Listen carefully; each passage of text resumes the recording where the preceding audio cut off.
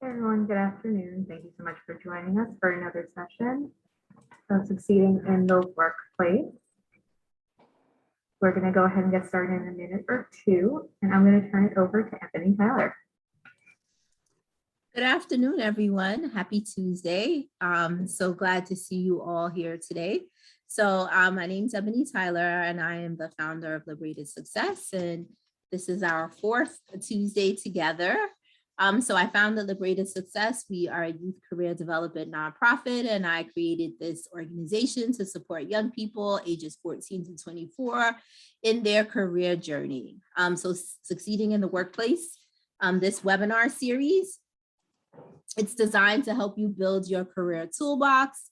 So what you learn in these sessions, they should be able to help you out in any industry, any internship, any employment setting, college or vocational training program. So in our last session, we talked about teamwork and collaboration. And this week, we're going to talk about maintaining a positive attitude.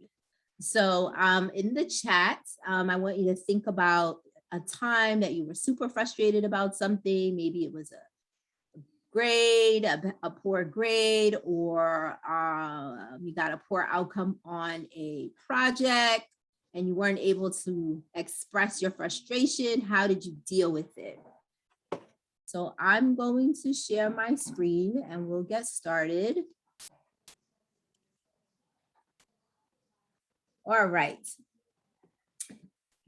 So today, maintaining a positive attitude is our session for today, and we'll just review our community agreements, right? We're going to be present, we'll be curious, open, and respectful. We'll assume best intent.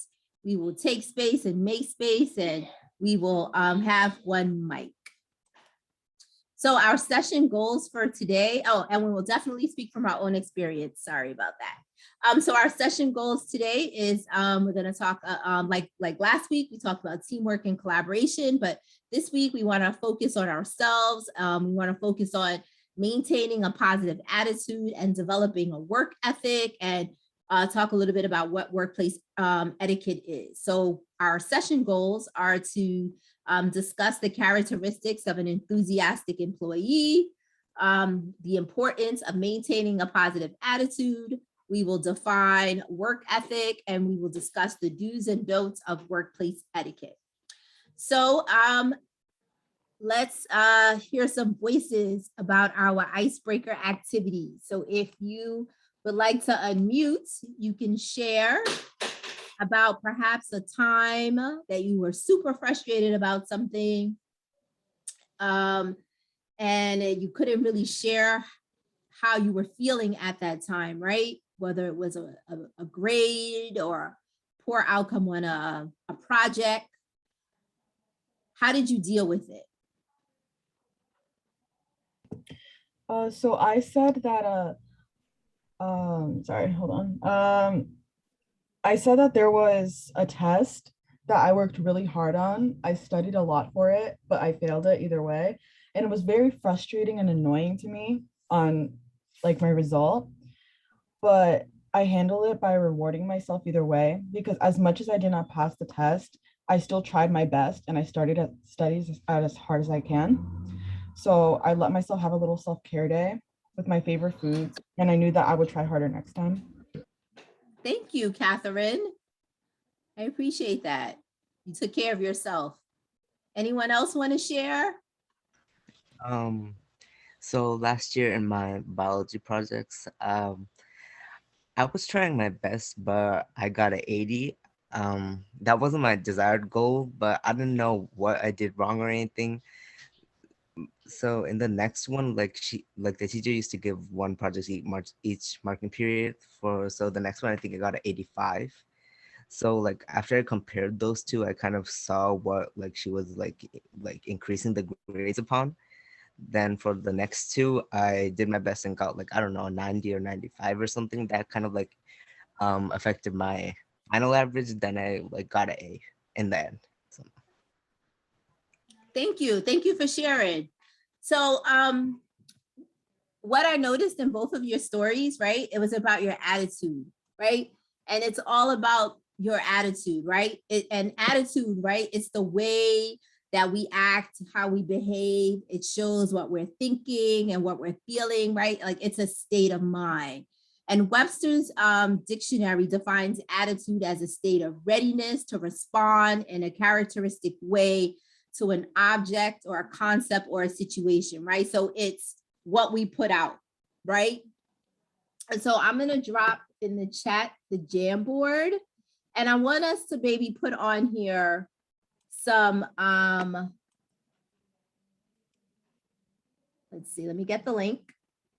All right, I'm gonna put the link in the chat, and I want us to put some characteristics of attitudes, right? Like the attitudes could be like a friendly is an attitude, just some different ways people show up, what they give off. So we're gonna, if you can access the Jamboard, is everyone able to get on and to edit it? Yes, I see you.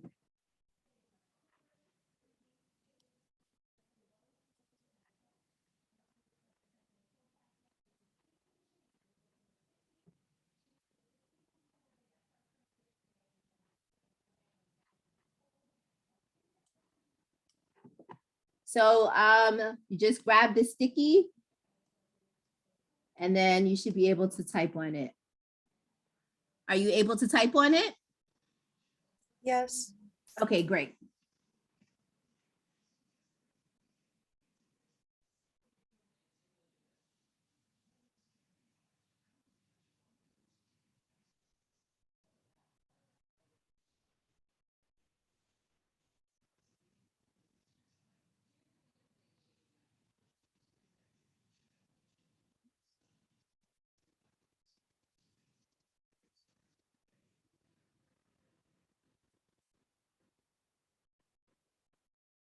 So a list of words might be like friendly, bored, tough.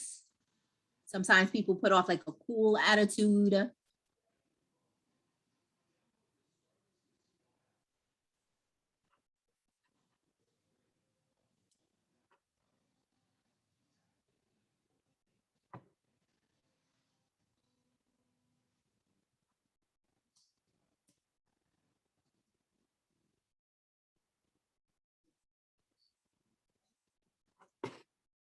Yes, I see them. Anger, considerate, kind, happy, friendly, respectful, neutral. Thank you. These are some great adjectives.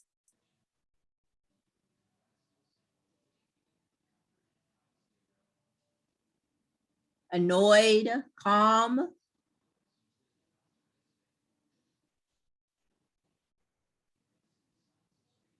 Any more? Maybe one more. So sometimes in the work setting, right? These characteristics, these attitudes, right? The stuff that people give off, sometimes it may be genuine or it may be something that they're putting on, right? Can we think of some reasons like why a person may put on an attitude as opposed to maybe just sharing a genuine one or genuinely sharing how they feel? Sometimes it's so they think that the other person will feel uncomfortable, so they try faking something. Yeah, right. It's usually for the other person's comfort.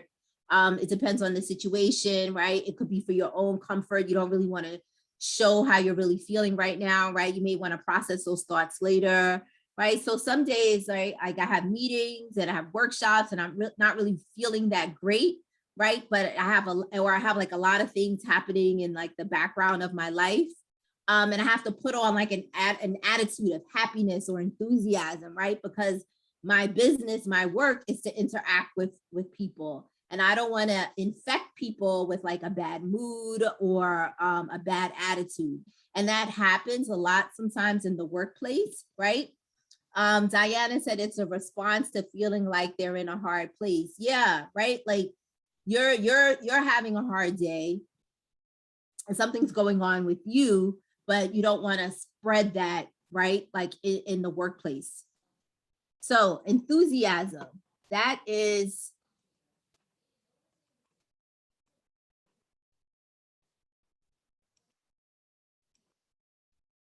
All right, so like enthusiasm, right? It's all about the person's attitude, right? And how it may be conveyed in the workplace, right? So in our first session, we talked a lot about like fit and what employers are looking for, right? And they're looking for possible candidates, right? Like when they're interviewing people, they're looking beyond skill, right? And experience. They're looking for people who can demonstrate enthusiasm, right? And enthusiasm in the workplace, it's about being able to complete assignments in an upbeat and cooperative manner, right? Like no one wants to walk around or work around someone who thinks that the job is a drag or they don't really seem motivated to complete a task, right? It's easier for an employer to teach you a job task if you don't know how to do a specific technical job than it is to motivate you, right? Like, because motivation is something that comes from within. So managers and supervisors, right? They worry about people who are not that motivated because that person may be difficult to work with. They may bring down the office morale. They may infect other people with their attitude. So some of the characteristics that employers are looking for in enthusiastic employees may be people who show up on time, people who show an interest in their job, people who demonstrate a willingness, right? They're willing to listen, they're willing to learn, they're willing to try new things. Can anyone maybe share something that they think that an employer, a supervisor, right, a manager is looking for when they're looking or they're thinking about people who are enthusiastic about their job? Like, what's a characteristic that they may look for?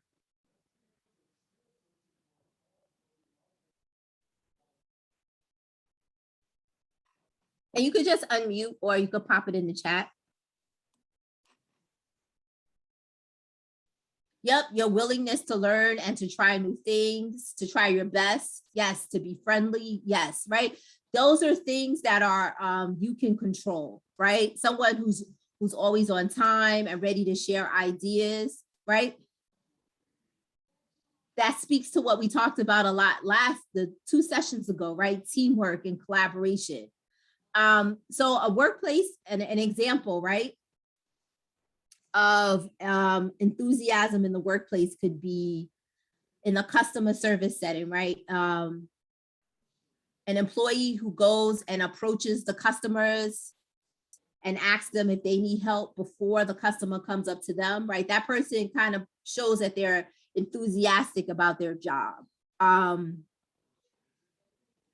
The person who has a positive attitude and will help their fellow coworkers, right? If there's a situation and someone needs help, they'll pitch in, right? Even if they'll help people who are difficult, right? That's all about the positive attitude, right?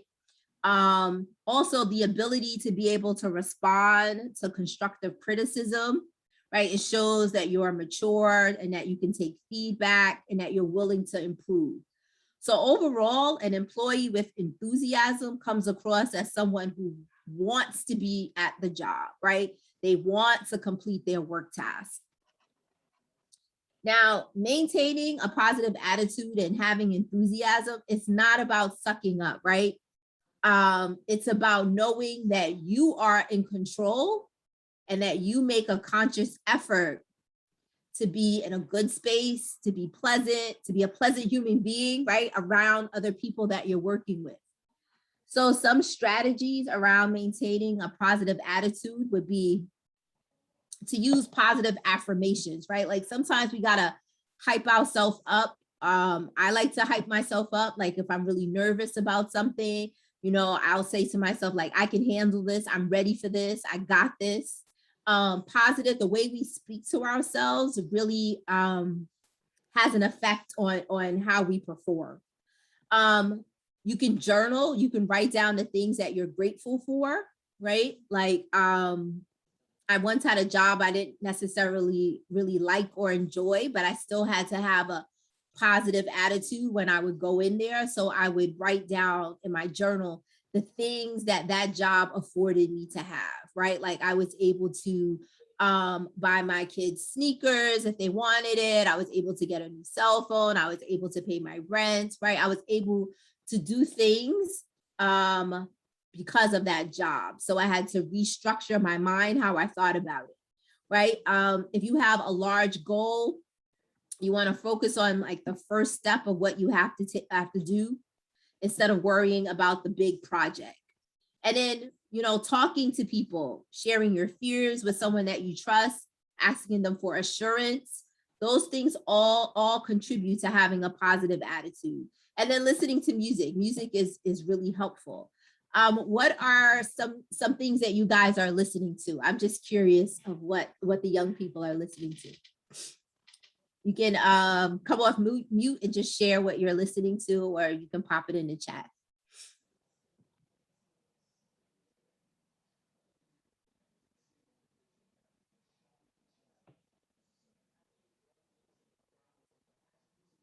No one's listening to anything? I've been listening lately to this group called the Honey Sticks, and then also Ricky Montgomery. Okay. Honey Sticks and Rick Montgomery. Anyone else? Anime music, for I've been example. listening to a lot of like Rini and like Gali Uchis. It's really calming. I like their music. It's calming. It isn't really like too much for me. Nice, thank you. Calming type music. Okay. All right. And animes. Okay, well, thank you. I was just curious of what young people are listening to right now. Just curious. Okay, so let's keep moving. What are some additional strategies that you may add to maintaining a positive attitude? So besides these strategies, right? Besides affirmations and journals, sharing your feelings, listening to music, what's something else that you would add, or something that you do to take care of yourself? Something I do to at least take care of myself and give myself a positive attitude is collect candles. I like collecting candles and lighting them around my room. Self-care days, like, taking care of my skin and washing my hair.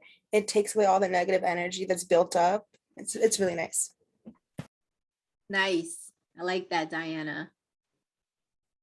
Go ahead. My mom actually, when I was younger, I was kind of a negative person, but my mom always told me that if you feel like you're overwhelmed or you feel like you have too much going on, to just think of things like one at a time, like, oh, if you can do this, then maybe later you can do this, and things like that. That's good advice. Sometimes we get overwhelmed by all of the things that we have to do, or all of the thoughts that are racing in our head. That's excellent advice. Drawing, practicing, and improving my skills. Yes. So it's important that you find ways to take care of yourself, to de-stress, so that you can, reach your goals, the things that you want to achieve. So, being happy, being pleasant, it's a choice, right? But also admitting that you've made a mistake is also a choice, right? Because mistakes happen. So, and they happen all the time, at work. Not always intentional. Sometimes it could be careless. It could be a careless mistake.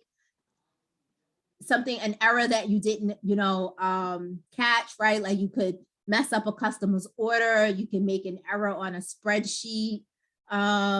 You may have things happening and you get to your desk late, right? The best thing to do is to own up to your mistake, right? Acknowledge it, apologize for it, correct the error, right? That shows that you've learned from the mistake through your actions. And honesty, right? It's the best policy. You don't want to lie. You don't want to blame other people, right? Because it will come back to you. A lot of things that I've seen, like in the workplace of young people, is they didn't do something and I didn't see that, or I didn't know, right? But then you never know when like a supervisor or a coworker is watching. So always, I always say, like, if you just do things from an honest place, if you make a mistake, it's not that big of a deal, right? People respect honesty, right? So don't lie, don't blame others. right? You don't want it to come back onto you, right? Onto your reputation, right? So how you handle mistakes, right? Your attitude, how you show up, those are the things that people are going to remember. So you want to honor your name, right? Honor your name. So no one wants to be called or be known as, right, like the negative Nelly, the Susie slacker, the Peggy procrastinator, right? Messy Melvin, right? Not my job, Nora. Nobody wants to be, known for those things, right? Because that's their name. And if people are going to put some respect on your name, right, let it be for something good, right? Like, oh, positive Pablo and team player Terry and cheerful Charlie or can do Carla, right? You always want, when people talk about you, when you're not there and you're not in a room, you always want it to be positive, right? You don't really want to leave, negative feelings, having people think negatively about yourself, right? Like I said before, it's not about sucking up. It's just about knowing who you are. If you make a mistake, own up to it and keep it moving. So an example of taking ownership, right, for a mistake in the workplace. So a postal carrier, right? She forgot to check the outgoing mailbox in some slots, right? It's a mailbox that's not always used. And the residents and the business owners were wondering where their mail was, right? So she investigated what happened. She saw that she made a mistake, right? She acknowledged it. She didn't deny it. She acknowledged it. She didn't come up with a lame excuse. She apologized. And then she made sure that all the people who were affected by their late mail, that she delivered it to them and apologized, right? So rather than the business owners being upset, the community being mad at her, right? They appreciated that she took ownership for her ownership for her mistake, and that she apologized. Any thoughts around this, mistakes and how they may show up in the workplace and the feelings that you may have around them, or mistakes at school, things that have happened? Any thoughts? Anybody want to share?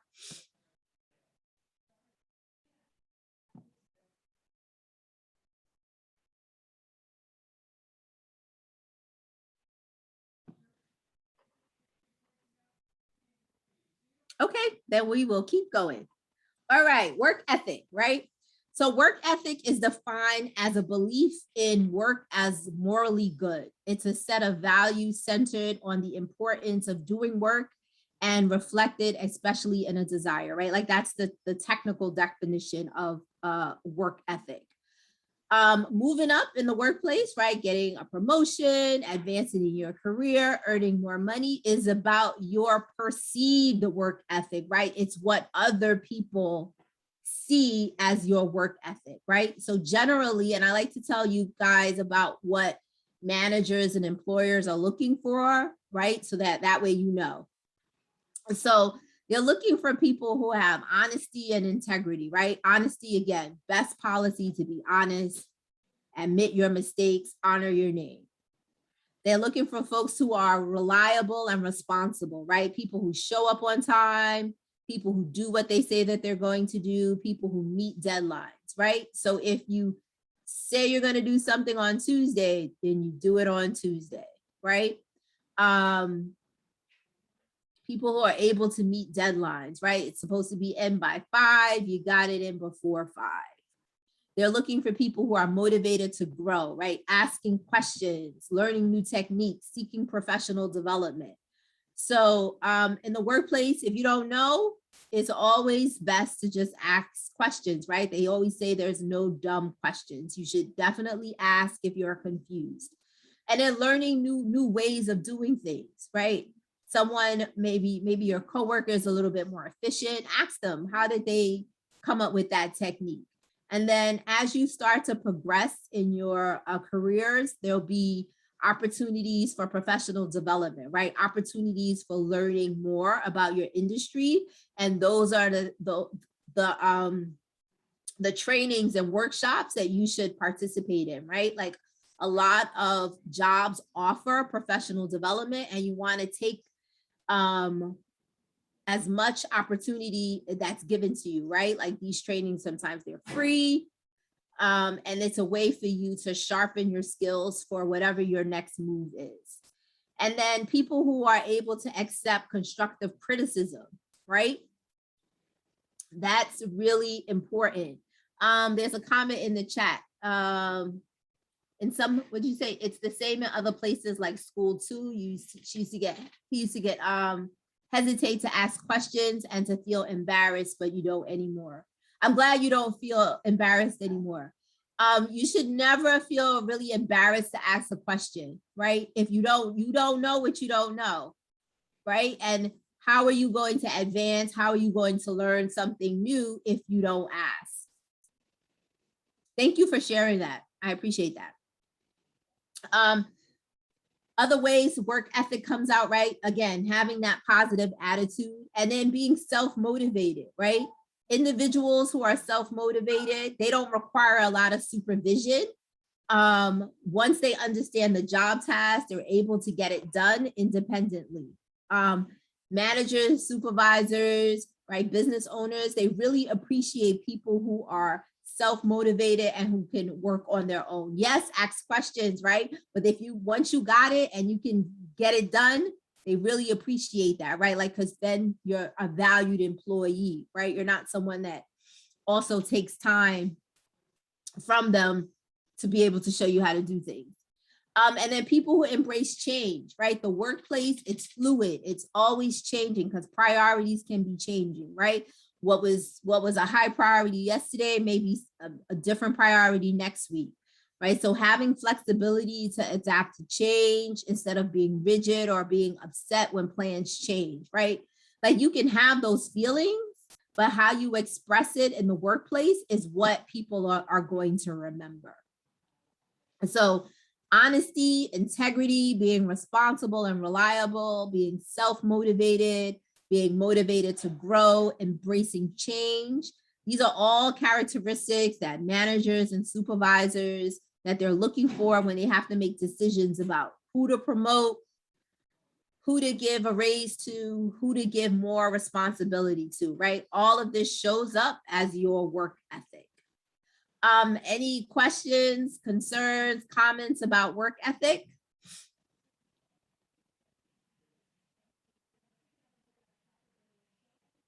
All right. All right, workplace etiquette.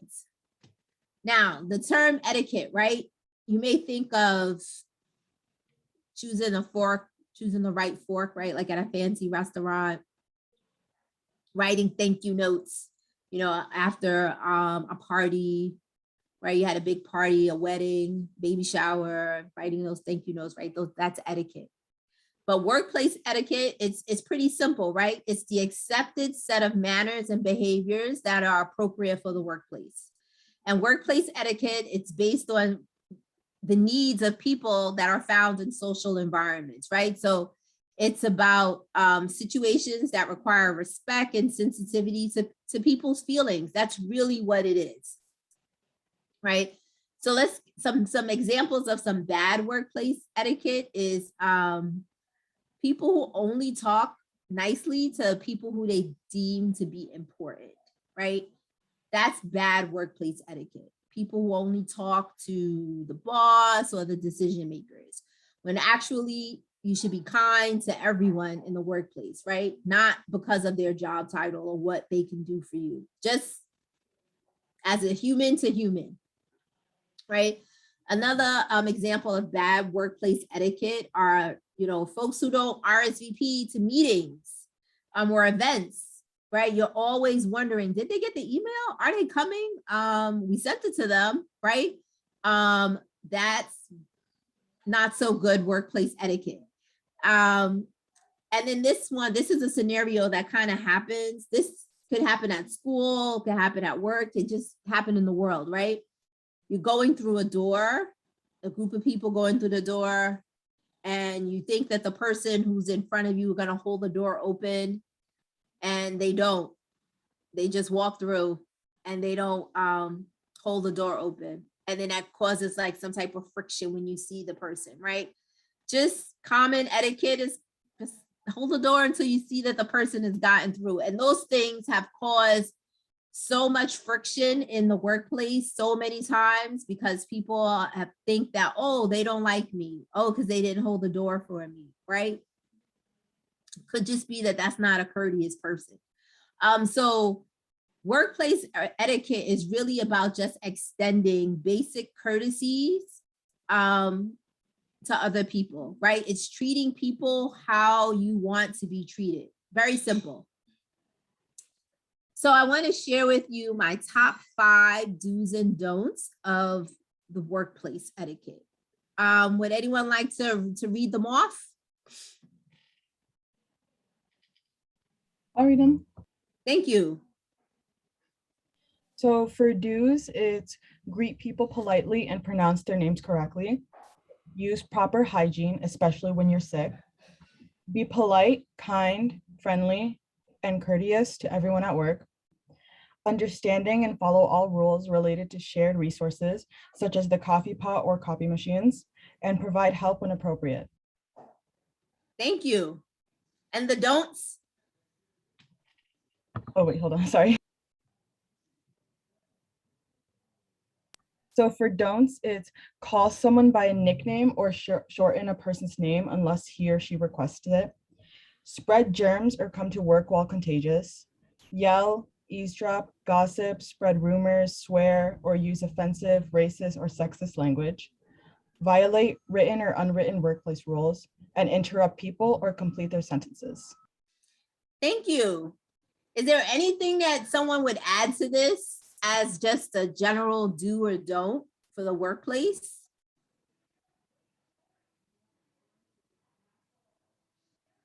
I would add like that not to have like kind of like an entitlement kind of feeling, like with that door other person holding the door thing. Mm-hmm. So if you're like physically able to like do your own thing, then do it. You shouldn't be Oh. expecting someone else to do it for you. Like, sure, it's kind if like someone just wants to do it from like themselves, but you can't just hold it against them for like holding a door. It's kind of like immature-ish. I just wanted to say that, like, No, I thank you. I appreciate your perspective. I do. Thank you. So you're saying if you're an able-bodied person, you should be able to hold the door yourself and to not be entitled. yeah, like for example, if like the person was like the an elderly person, then maybe they could like say like, oh man, maybe he's gonna hold the door for me, or like that person's gonna like help me out or something. But even if you're like elderly, if you're able-bodied, then sure, why not do it yourself? You can't like hold resentment to other people, like kind of like that. Does anybody want to add comment to that? Shavitha, how do you say your name? I want to say it correctly. Shivadipta. Shavadipta. Thank you. Yeah. Does anyone want to comment?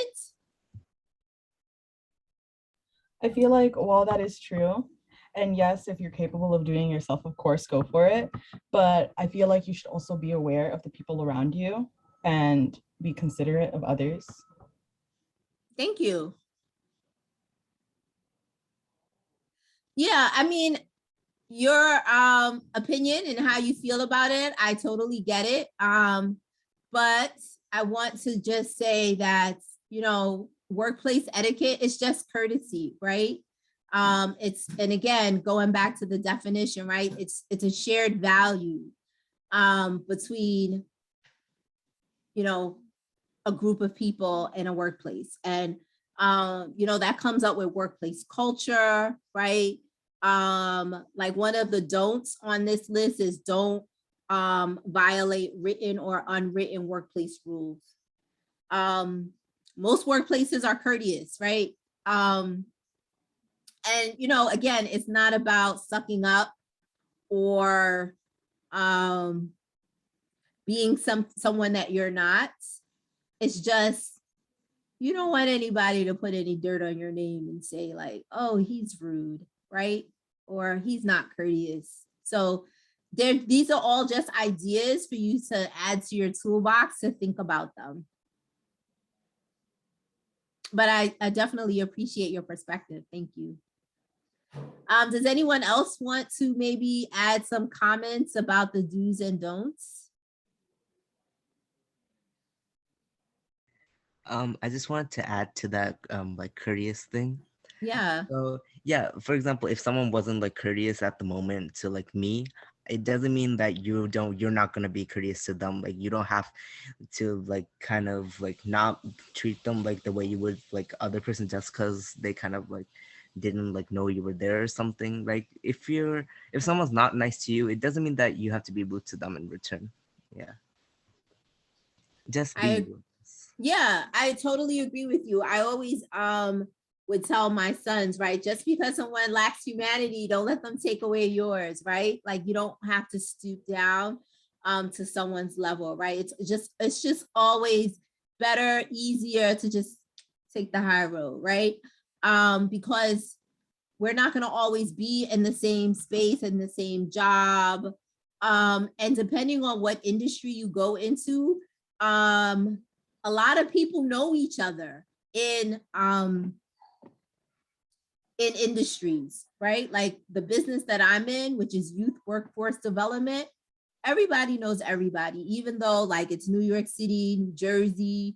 We kind of all move in the same circles, and you never know when you're going to see these folks again, even if you started with them, you know, at an entry level position, and now you're, you know, it's 5 years later, you never know when you're going to see people, when you're going to see people again, which leads me to this quote.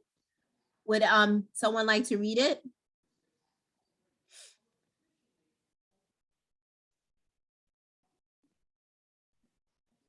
I'll do it. Thank you. People will forget what you said. People will forget what you did, but people will never forget how you made them feel.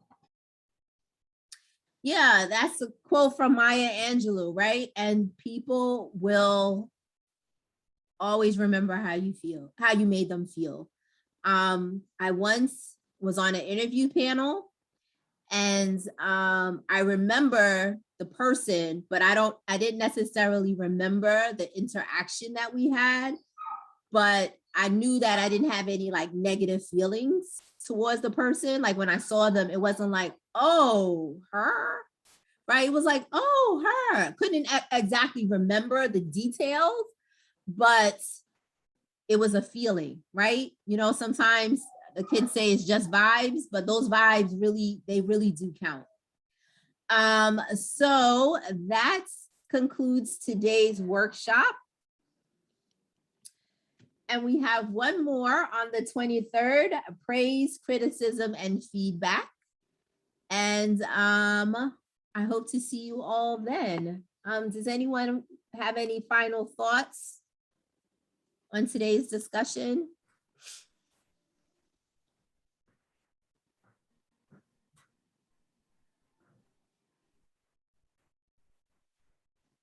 Well, about the how people make you feel and how you remember it, it's true. Even though I can't remember their faces and I can't remember them like directly, I remember how they made me feel, and I carry that even if I don't want to throughout the years, because when they make a strong impression on you is usually when it's a negative thing more than positive. So you always want to be careful of what negative you cause to others, because negatives outweigh the positive most of the time. So even if you've done good to them for most of your relationship with them, those negatives will pile up more than those positives, and they'll remember you in a bad aspect rather than a good aspect.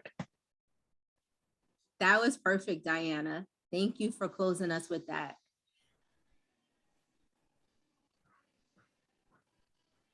So thank you, everyone. Thank you. This was a great discussion today. I really appreciate the diversity of thought and your participation. And I hope to see you all back here on the 23rd for our last workshop on praise, criticism, and feedback. I'm going to talk about how those three things show up in the workplace.